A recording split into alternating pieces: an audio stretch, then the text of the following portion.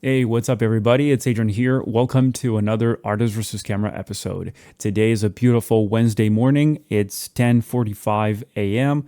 and it's January the 14th of 2026. So dive with me into this AI-oriented episode because we're going to discuss a bunch of tools that I considered quite helpful, but also quite distracting, troubling, concerning. I'm trying to find the right word, but it's quite hard because this seems like overall an exciting thing, but it might hide more dangers than it seems. So, I wanted to discuss specifically NotebookLM. That's a tool from Google. You guys know that it has Gemini, that's what powers it. And I was reflecting on my journey throughout AI across the last decade or something. So I've been on and off trying different things. I wouldn't say I was like always an early adopter on everything, but I did dabble into the AI space for quite a bit. I came to realize that this Google Assistant, you guys might remember it back in the days when, I had those other phones, the Samsung Galaxy S3 or the Samsung Galaxy Nexus. I used to kind of chuckle a little bit at the hey Google, kind of like wake him up and then ask something. I don't know, like some trivial stuff, like set up a calendar reminder or an appointment for whatever. What I ended up using it mostly for was to wake me up in like an hour, wake me up at 6 a.m. next morning or something like that. It was heavily convenient. Instead of having to take my phone, unlock my phone, go to the calendar thing, and then new alarm, select the time, click yes, click all of that. I could just hold down the physical button that those phones had and simply say, wake me up in 1 hour. It would work. And I won't get into the whole story here because I really want to discuss Notebook LM. By the way, neighbors are busy. They're hammering, they're kind of dragging things around. So expect some noises throughout this episode. Anyway, let's get into it. So I'll share my screen right now just for you guys to see. So this is Notebook LM. It's from Google. My cousin just told me about it. And as you can see, I tried 6 things. So these are chats, right? But they call them notebooks. So what that means is that each thing acts like a chat that you might have on ChatGPT or, any other tools like that. So I'll explain what the sources mean. Let's click on it. And when you open up a new notebook, you click here, create new, and it asks you to insert some sources. What this means is that you basically give it whatever you want the responses to be based on. That reduces a lot of the hallucination rate and everything else you see in other tools like even ChatGPT or Grok or Copilot or Gemini, because they are checking out the whole internet in a way, their database, the internet. So yeah, it can introduce some noise that you didn't want because maybe you just wanted to talk about this specific document that you just gave them. So that's why this is pretty cool. As you can see, it already saved it as an untitled notebook because I didn't upload anything, but I'm going to delete it and stick with the ones that I had before. So let me just open this one up and show you guys how I handed over to this notebook a bunch of sources here. We have a YouTube video. That's right. I just navigated to my channel. I took the latest video that I posted and I fed it in here. Just the link. It detected it. And since it's all within the same Google ecosystem, they know exactly what the video is about. They can have access to the transcript. They analyze the audio, the video, the everything. Then I added a bunch of text, which now that I think about it, it's also from something from Google. It's Google Keep. And I just copy pasted a bunch of notes, personal journal kind of stuff, and also Azimuth related notes. And I dropped them in here. And now the guy gives you like an initial sort of, how should I say this? Like a summary, like a synopsis, And I have this thing here, which I might want to click, save to note, because I realized, especially on phone, because they also have the phone equivalent. Hold on. Let me show you real quick. That's the app. You click on it. Well, that's pretty embarrassing. It's stuck. Let me close it. Try again. And here's what it's showing. It's the same stuff that I just showed you guys on my, like right here. Correct? Good. Now, on the phone, I gotta learn how to navigate this whole back and forth kind of switch. So which one are we? Silent Homecoming. Okay, that's the first one. So click on the first one. All right. And as you can see, it created that same sort of synopsis or whatever. But look at the last line. What's it say? Sophisticated, faith-based maturity. Okay, cool. What's it say here? Inner peace rather than a tool for self-punishment. It's different. So it's a different thing. It's a different text. Because on phone, it keeps rebuilding it. Let me switch back. Man, this is so confusing. All right. There you go. You know what? Actually, you guys should now be seeing. You can see right here. There's like a circle kind of loading. Well, that should work now, though it's a little small. Can we switch to something larger? Yeah, like that. That should work. You can see how it's choosing like the next synopsis. It's building it right now. So this doesn't match what we've seen here. This does not coincide with what you see on phone because the phone keeps rebuilding it, okay? I would like to see what happens if I save this. I see this pin thing here, and if I click on it, it should add to this side. You see this button, add note? I wonder what happens if I click on it. But first I want to click on this one. Okay, it's now saved.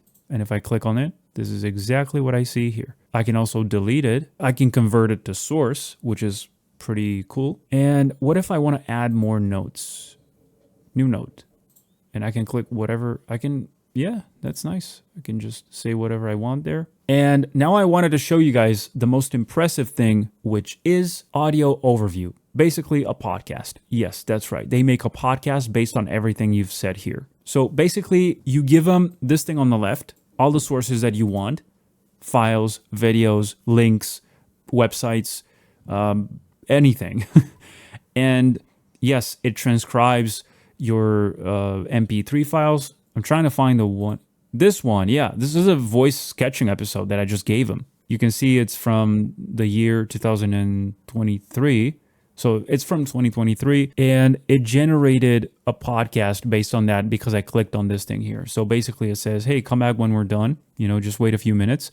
They generate that thing, and it sounds very realistic, as you will now see, because this is the one that looks like the richest because it has like a lot of sources. But if you click on video overview or mind map or reports, I haven't tried all of these, only audio and mind map. So if I click on mind map, sorry, I already generated one right here. So if I click on it and I open it, you guys can see how awesome it looks to have. It's nice to have all of this notebook kind of thing so far up until that point, because this was generated when I had those sources. But if I add more sources now, this will be outdated. I'll have to generate another one. So it's so cool to be able to simply click here. Expand all nodes. If I click expand all nodes, boom, you now suddenly see the whole thing explained as if this was like a blackboard kind of thing. Everything's like mapped out, very handy. Clicking escape does nothing. You have to click this tiny button here, the X. Oh, okay. Then what do I have to click? Oh, I'm sorry. Yeah. This is what you're supposed to click. Never mind. Let's go back to the other one. Okay, this was the MP3 file. They generated a podcast. And now they made another one. And it's this one we see right here.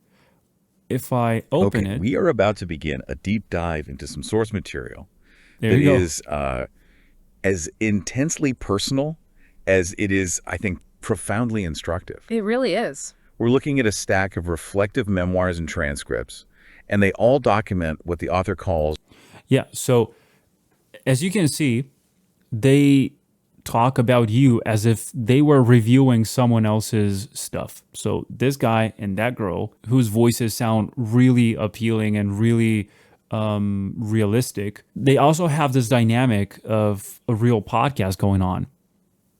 a year of homecoming. A homecoming. Yeah, it's this radical journey. It's defined by spiritual transformation. And they always reference everything you said here. They don't drift away into other things that they want to contaminate this with. They stay within the boundaries that you've defined with your sources, which is really, really cool because it keeps things clean and prevents them from, like I said, contaminating it with different content. Just relentless discipline and a real focused pursuit of truth. And what's fascinating here is the sheer concentration of the experience. I mean, this material covers a single calendar year, 2025. Take 1 year. Just one. And it served as this crucible for an almost ascetic level of spiritual discipline. And now I wanted to try something that I haven't tried before, and it has to do with this thing here. Interactive. What does that mean? What I'm seeing right now, I'll remove myself from the screen so you can see it, is this little player, bottom right. As you can see, I generated a podcast that's 30 minutes long. When you click here, it just does the default. But if you click this tiny little pen, then it gives you more options. And this is where it gets exciting because you can choose how to frame it. You see, this is Deep Dive, a lively conversation between two hosts unpacking and connecting topics in your sources.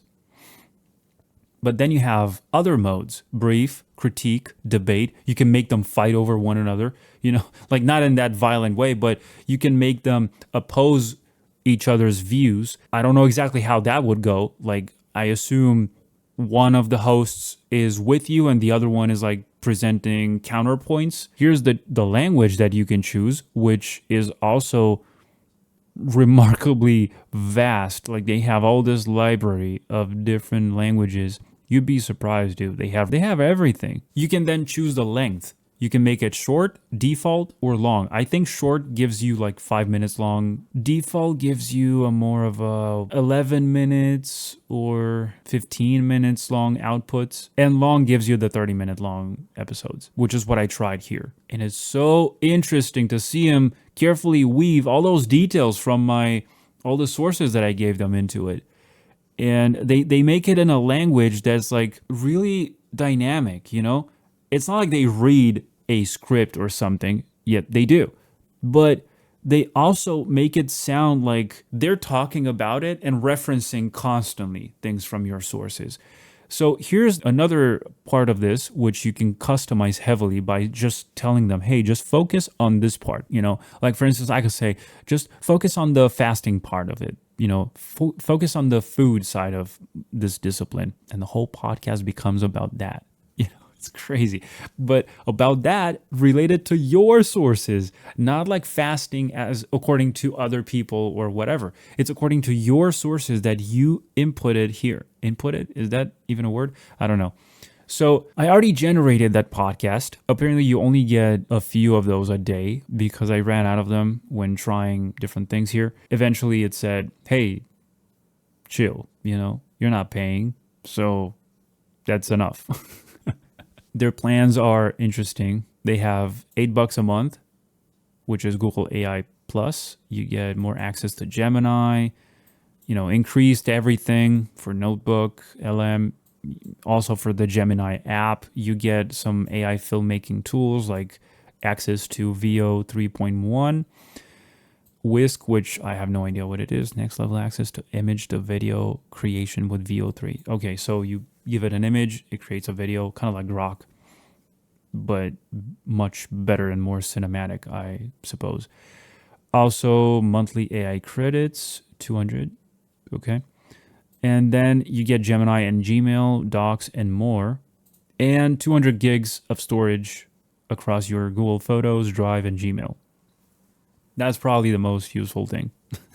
But I don't like the integration of Gemini inside of everything because, dude, I'm even resisting using Gemini to do the voice call kind of thing because of the privacy policy that I see in place. I mean, it's Google, so what do you expect, right?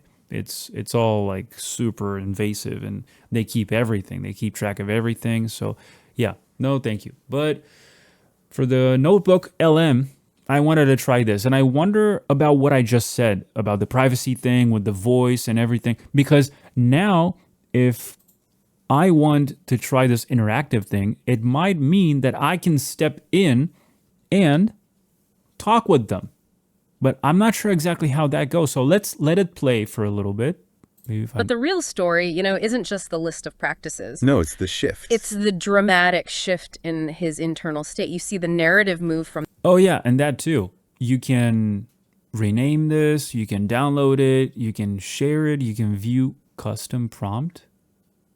This thing here, which I didn't use because I didn't know. But I did use one for another thing. Maybe it was the same episode, the same notebook. And instead of keeping it, it said, hey, you reached your limit, just try again later. And it forgot about the prompt. And I didn't get to copy it or anything. Video overview. This is something that I'll show you later. This one here is really, really interesting. So yeah, click on this. Initial, very highly charged place of deep personal rage and resentment. Right. And it culminates in this clarity and stillness that the author identifies as divine grace and impeccable timing. So our mission today is pretty targeted. We want to extract the practical chaos to recognizing the inherent order, both external and internal. And this clarity delivered a tangible blessing, what he calls the gift of rest. The Lord provided much awaited, much needed rest in so many areas of life. He specifically mentioned... Hold on, I just caught that up. They did say the Lord. The Lord provided. She just said that. Exhaustion in both his professional and personal life. Yes. And this rest forced a radical reprioritization. He notes that he'd spent years delaying crucial parts of his life, drawing closer to family, spending time on things that really... Okay, and that's important, guys, because it ties up with something I wanted to address in this episode, which is how, yeah, this is all cool and stuff, but it didn't seem to explicitly mention Jesus Christ, God, and the Lord. But I just picked that up right now. She just said the Lord. So I wonder if they do say Jesus Christ, though I haven't heard it. And I do mention it in my video. So I don't get it. They replace it for words like grace, divinity. Why not just say it as the source cites it? And that's something I wanted to dive into this episode with because I found it pretty concerning that they're avoiding this language or whatever to keep it neutral and safe, as they like to put it. Yeah, let's keep going. Really mattered. Because they were just chronically deprioritized for the relentless demands of projects for companies. The essential was sacrificed for the urgent. Tool itself becomes a risk. Precisely. So here is where the journey moves from strength to subtlety. The initial success provides this amazing clarity, but then the very methods that brought that clarity risk becoming toxic. The source identifies a very common spiritual pattern. Tapping into a new, effective habit, getting spectacular results, and then abusing the method, keeping it home indefinitely.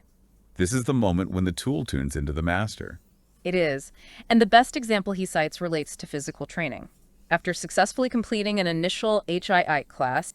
That's crazy, dude. That's exactly what I said in my sources. So I love that they're respecting that, but I only wish that they could respect the names, instead of just calling Jesus Christ divinity or calling God grace. I wish they could just say it as I said it. Let's keep going. He launched into this obsessive streak of 103 days of nonstop training. Never taking a single rest day. Not one. And the commitment was... That was my no days off challenge from years ago. I'd like to try now.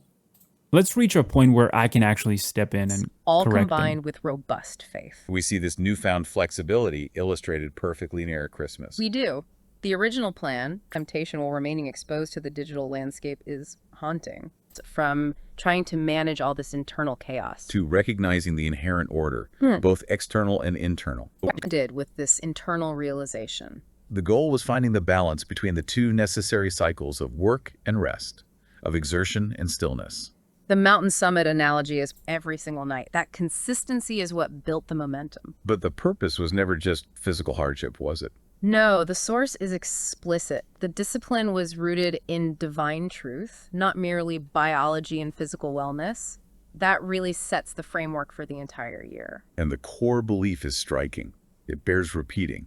Weakness is so cheap that we really can't afford it. That's a powerful philosophical statement on value, isn't it? It argues that achieving things of worthy value, inner peace, spiritual...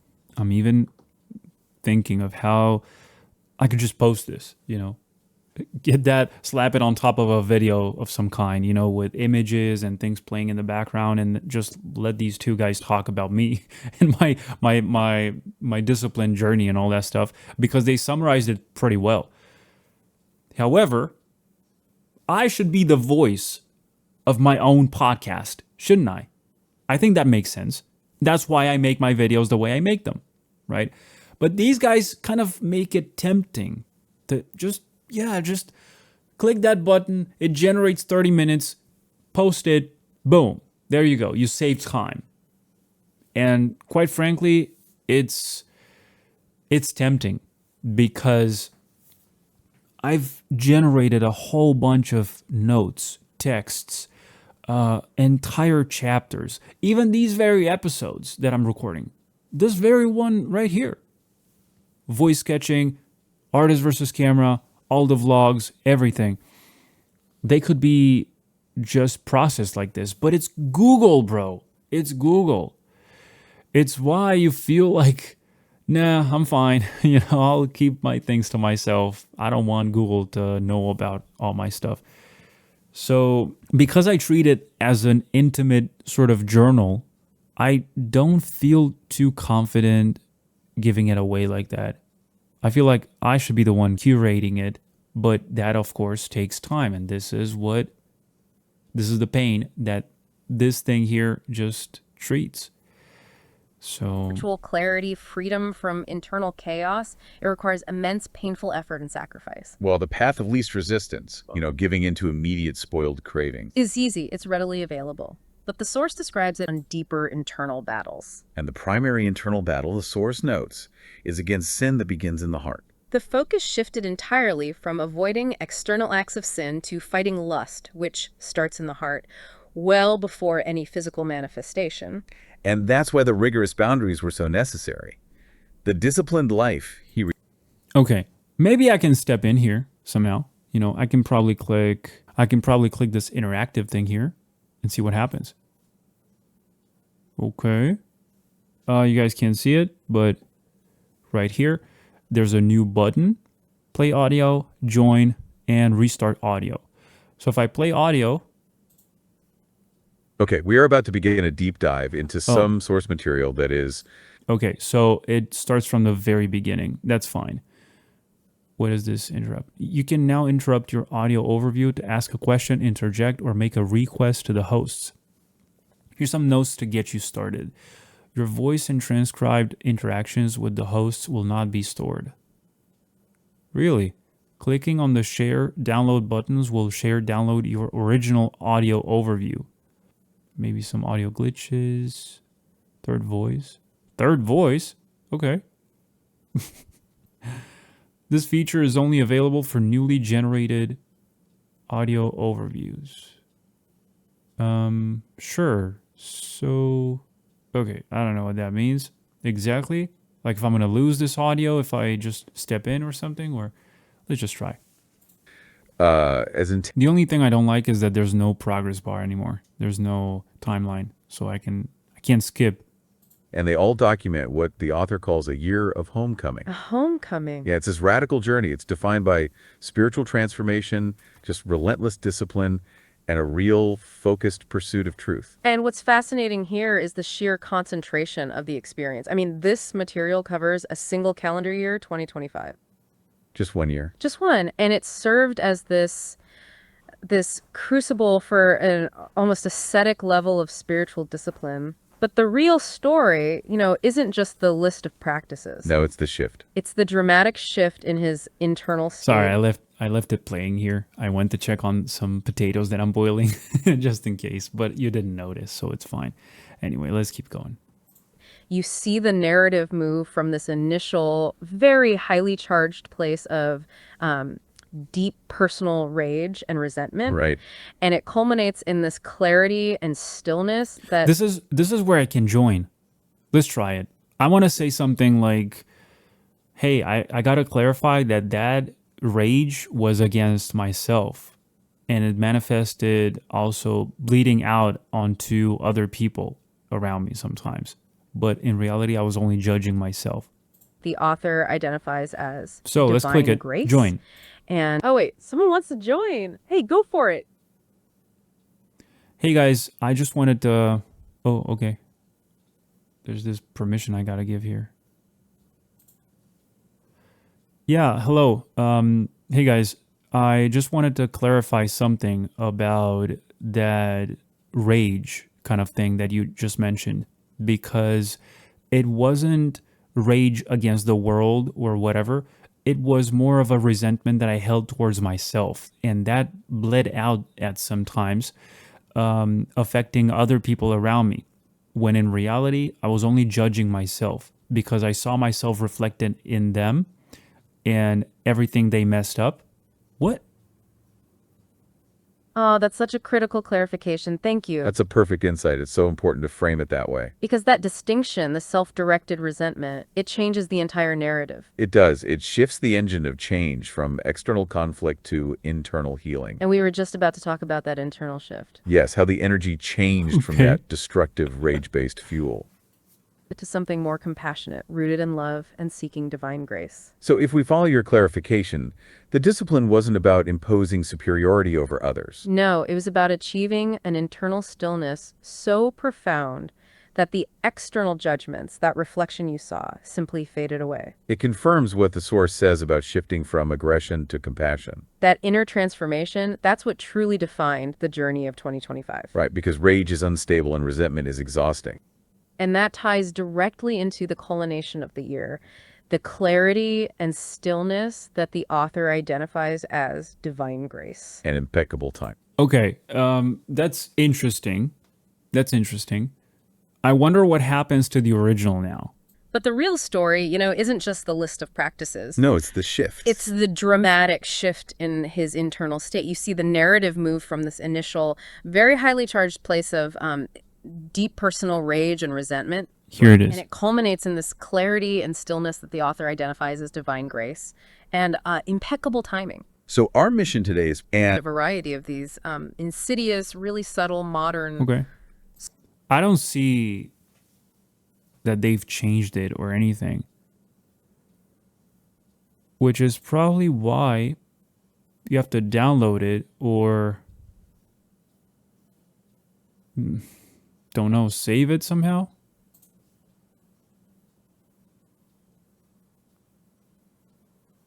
But the real story, where the reflection itself begins. December 28th, 2025. It's recorded from... is really Anyway. subtle, modern... It's been Soul long Track. enough. Soul Tracks. Let's unpack. It's been long enough. Okay. So, yeah. I'll try to generate all that stuff later on, like another podcast, give it another go or something. But I wanted to also share with you guys this other thing here. Where was it?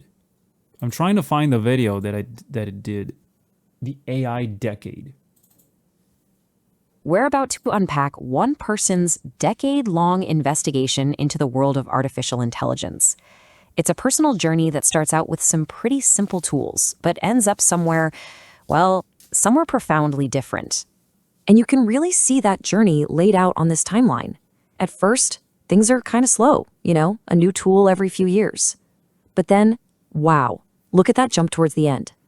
The pace just becomes breakneck.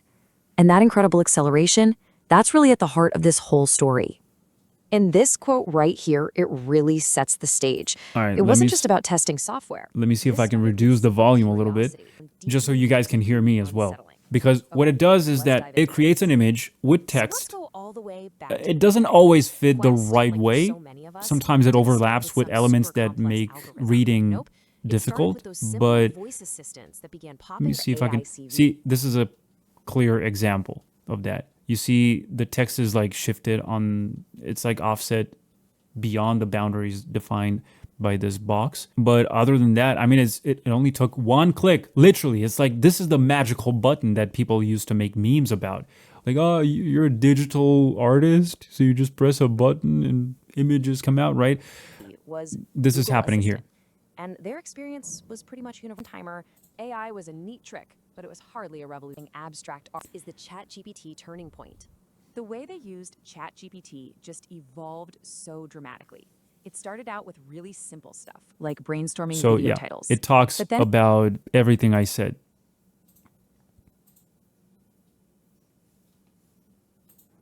The dangers and everything. So I'm surprised to not be able to see any of that here. The AI race. It should be here, right? Oh, yes, it was, dude. It was there all along. Come on. So here it is. You click on video overview and it creates a video overview of everything you gave to it. I only gave it this MD file. So here it is. If you click play, there's the video. we're about to unpack one person's decade-long investigation into the world of artificial And no, this doesn't have any interrupt or anything like that. But you can download it like I did. Besides this, you also get this mind map, which you can also download like I did here.